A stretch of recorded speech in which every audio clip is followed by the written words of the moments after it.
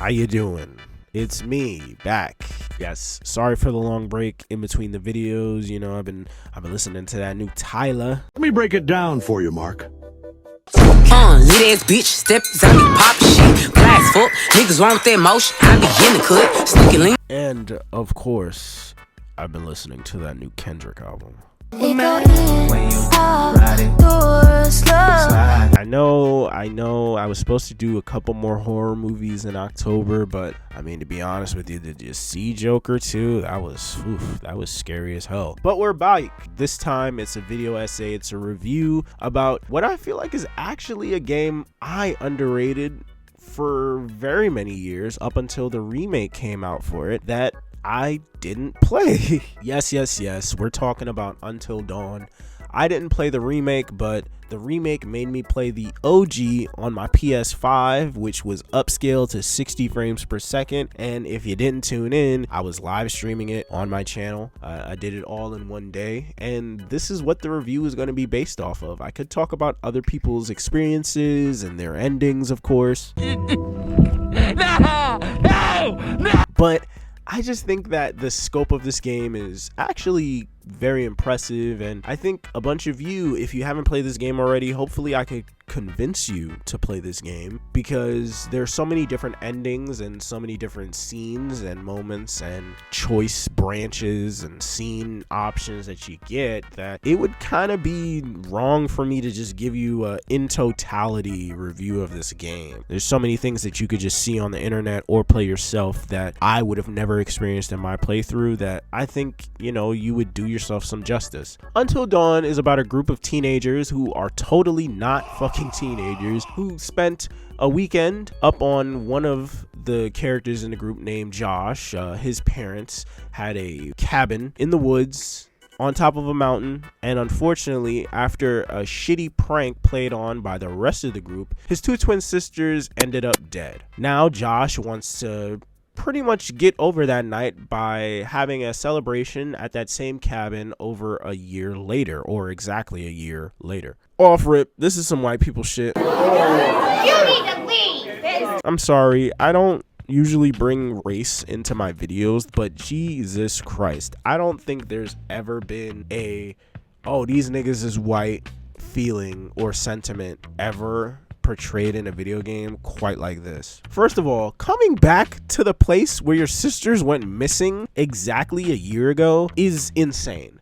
But being a part of the group that pranked his sister and willingly going back without thinking there'd be any shenanigans on his end is quite possibly insaner than that. Now, the game itself isn't truly a game. It's not like a third-person action adventure horror game. It's more of those interactive movie style games like the Telltale Walking Dead titles, or Detroit Become Human, or any of those other games where you make dialogue decisions and you interact with the world in a way that shapes certain actions that particular characters take, and you may or may not end up with a different ending than other people who play it. What I really do like about the game is it's really not that long. It's not one of those games that overstays its welcome or has a bunch of lulls where there's nothing going on except you walking around an area looking for something. In fact, a lot of those moments are undercut by jump scares or chase sequences or QTEs where you gotta jump, climb, and hop around to pretty much escape the dangers of the night. That's another mini game that I really do like, the standing still feature. When I played it at first, I was a bit confused because it's like, don't move, and I wouldn't move, but then the light bar would move and then I'd fail. But then I realized the don't move is actually you having to make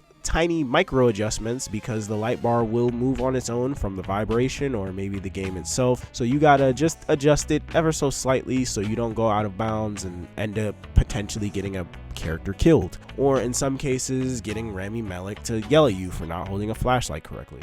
Jesus fucking Christ!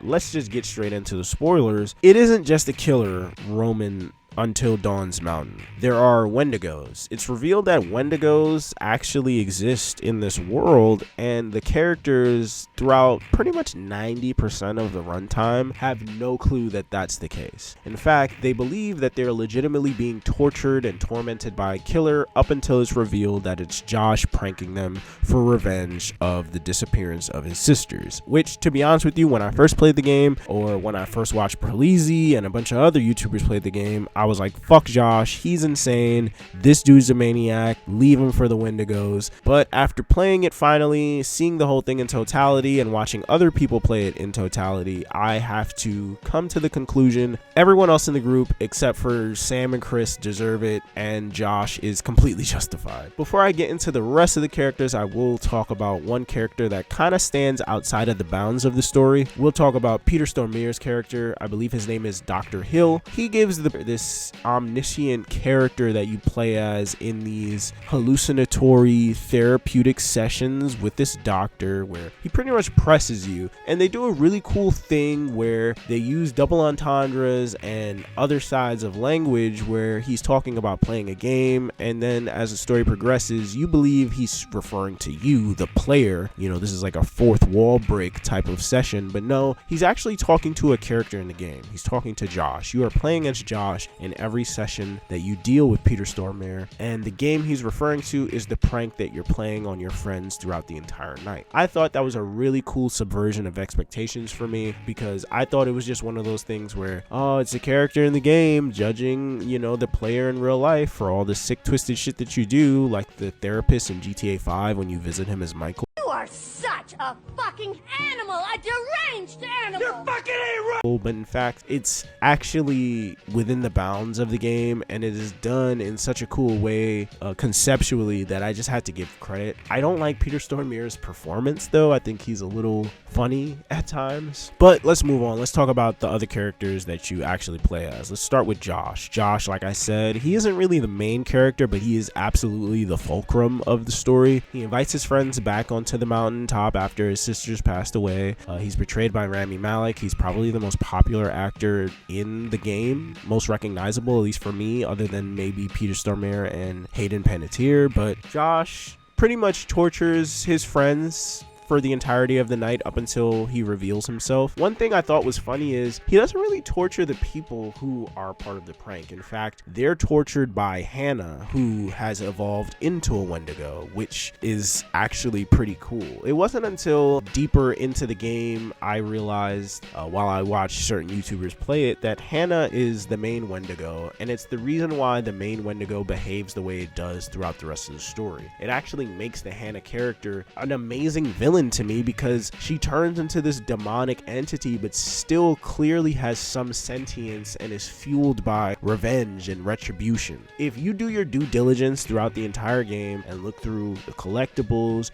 you look through or go through all of the dialogue tree options, and you make a bunch of smart decisions, you will realize that the Hannah Wendigo is behaving with purpose. The way she hunts and kills the various members of the prank, and then eventually the people who weren't a part of the prank but are defending those who were a part of the prank, you see the motivations in the Wendigo character, and it is super duper cool. Next up, we got the rest of the group. Let's talk about them. I guess we could talk about it from who's to blame for the prank and who's not to blame for the prank, I guess. Hannah and Beth, I already mentioned, they're the twins, Josh's sisters. Hannah is the one that survives and becomes a Wendigo. Beth, unfortunately, gets fucking knocked off for trying to help her sister in the worst way possible, and then becomes food for her sister, which leads to Hannah becoming the Wendigo in the first place, which is incredibly fucked up, but so cool and dark as like a twist for the fate of these characters.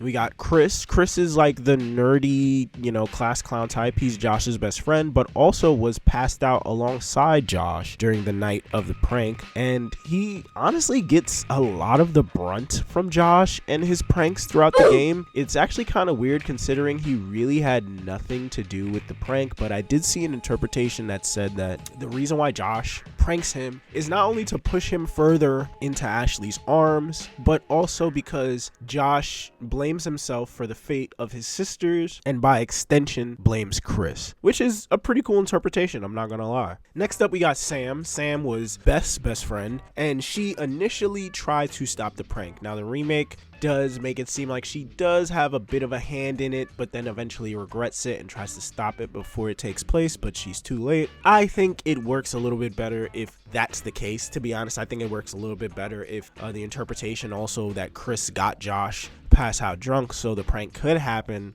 adds to the morally grayness of all of these characters in a pretty cool way. I like the idea that all of them have guilt and feel culpable and are culpable for what happened, even though they're not as involved as the rest of these characters. Mike is the center of the prank because he's the apple of Hannah's eye, so of course he's going to get the lion's share of the blame, but really and truly he's just kind of a chill guy, if I'm being completely honest with you. Now, throughout the game, you play as him, and he has a bunch of action sequences. He gets fucked up a lot. There's tons of explosions, wolves. He gets his fingies chopped off depending on certain decisions you make. He's doing all of that in a fucking wife beater in a snowstorm. So, you know, shout out to Mike. Honestly, shout out to Mike. But next up, like, listen, I don't hate these two characters. It's gonna sound like I do when I describe their place in the prank, but Jesus Christ. Ashley and Matt are pricks. Ashley plays like this nice girl thing and she has a crush on Chris, but she really isn't anyone's like best friend. She really isn't anyone's first choice, including Chris, whose best friend is Josh. And next to her during the prank is Matt,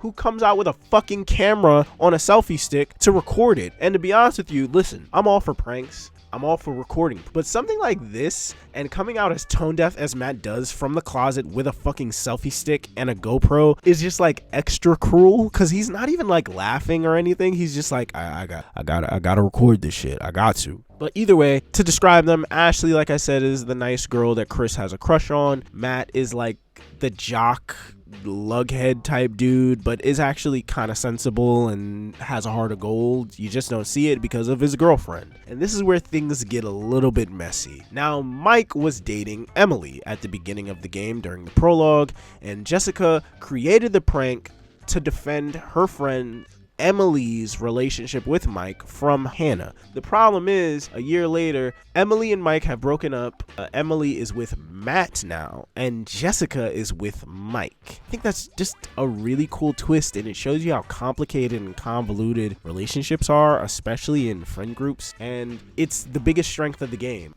Okay, so funny story, I forgot to record my part about Emily, but that's just how much I dislike this bitch. No, I'm kidding. Emily is a pretty interesting character. She's presented as like, listen, you know, if you ever seen Total Drama Island, she's like the Heather type, just a cold, frigid bitch at first glance, but then as the story progresses, you get to see a bit more bits and pieces of her peeled back. Not enough to, you know, fully constitute a full-on transformation or garner enough sympathy for her that you feel like, oh, well, I understand why she was like that near the beginning of the game. No, not at all. She still remains a frigid bitch throughout the entire game. I don't give a crap what you think. At least I can think.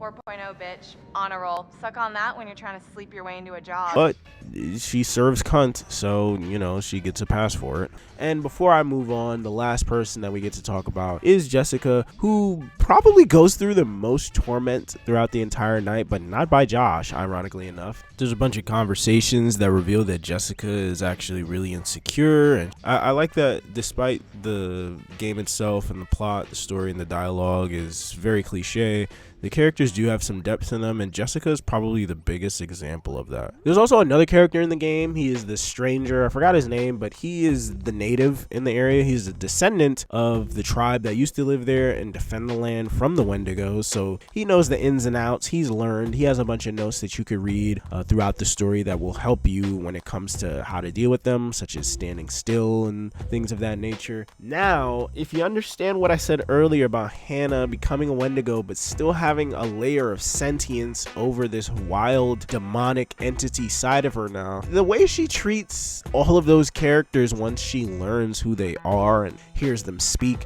it is incredibly clear that she's being extra vindictive. For example, there's a choice in the game you could make while playing as Ashley to look for Jessica later on. The fact that you would even dream about doing that means that Hannah will fucking kill you for trying to help Jessica. Or another great example is when Jessica is just out and about proclaiming to the world that her and Mike are going to fuck and it's going to be great. She immediately gets snatched the fuck up out of a door window, not just like a window, through a door window. She gets crumpled through and dragged throughout the entire snowy tundra up until she gets dropped off at the bottom of a fucking mine. Like, when you realize that Hannah is the entity that's actually tormenting and hunting them throughout the night, it makes it even better because you realize that this Hannah villain is someone with motive, despite the fact that she's turned into a wild creature. Like, she has control over what she's doing. Maybe not complete control, and she is a slave to the features and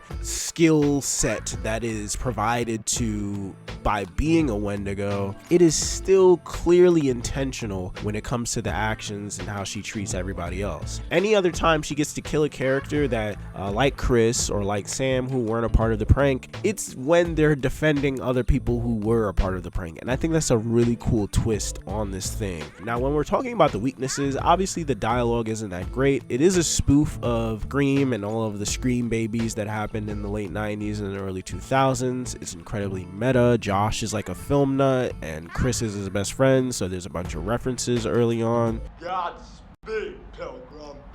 Visually, the game itself looks great. Like I said, I played it on my PS5, and even though it was the PS4 edition, it upscaled it. So that was another really great quality of life experience I had on the OG, as opposed to getting a $60 or $70 remake that didn't really add that much. This isn't me sending shots to the remake, by the way. This is just how I felt about it. If the remake is ever on sale or it's a free PlayStation Plus title, I'll probably play this game again. Probably really enjoy it. But the game itself looks great for a game that came out in 2015. Like, seriously, look at this shit. Going back to the Peter Stormare sections where it's like a mental check-in on you as the player, but then it's revealed that it's actually for Josh. I love that the choices and options and decisions you make in those areas of the game affect the visuals of the main game. So if you say things like you're afraid of scarecrows, you'll see a bunch of scarecrows placed throughout the game to scare you. Or if you say you're afraid of gore or roaches, you'll see a bunch of bloody, disgusting things and creepy crawlies all over the place, specifically set up to scare you because you're admitting what makes you afraid. All in all, there really isn't that much else to talk about the game.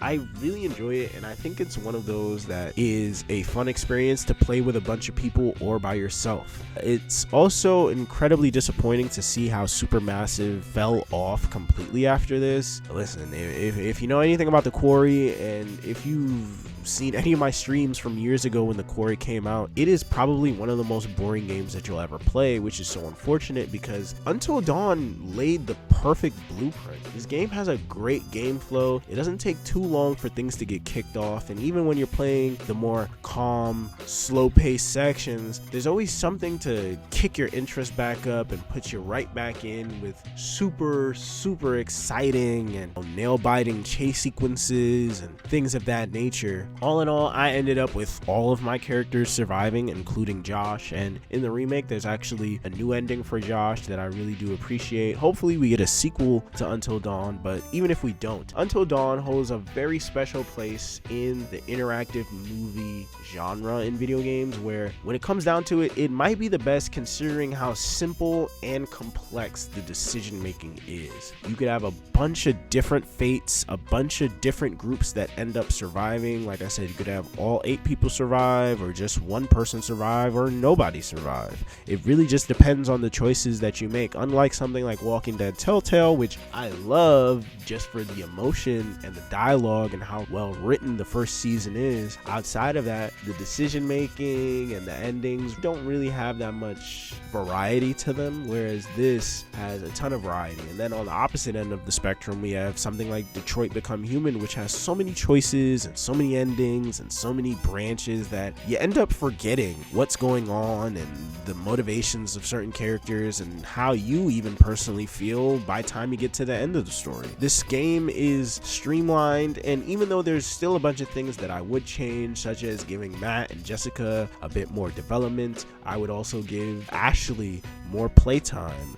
a bunch of characters could get more playtime, because by the end of it, it just feels like the Sam and Mike game, and that's kind of unfortunate, especially considering when you see, read, and hear all the cut content related to those characters and their personal relationships with one another. What I would truly want, especially because the remake didn't seem to do it, was instead of getting a sequel, an expansion on this game, maybe add more moments to play as with Matt, with Jessica, with Ashley, so they can be developed even further, or just as much as Mike and Sam. But unfortunately, we really don't get that. We really don't get that at all. All in all, I really enjoyed this game. It's one of my favorite interactive movie experiences. I'd probably put this behind The Wolf Among Us and Walking Dead Season 1, but absolutely ahead of Walking Dead Season 2 and Detroit Become Human. How do you guys feel about Until Dawn? Do you love it? Do you hate it? Tune into, the live stream VODs that I did. There's no commentary, but if you just want to see the decisions I made, links in the description down below, and I will see y'all in my next video. Bye bye.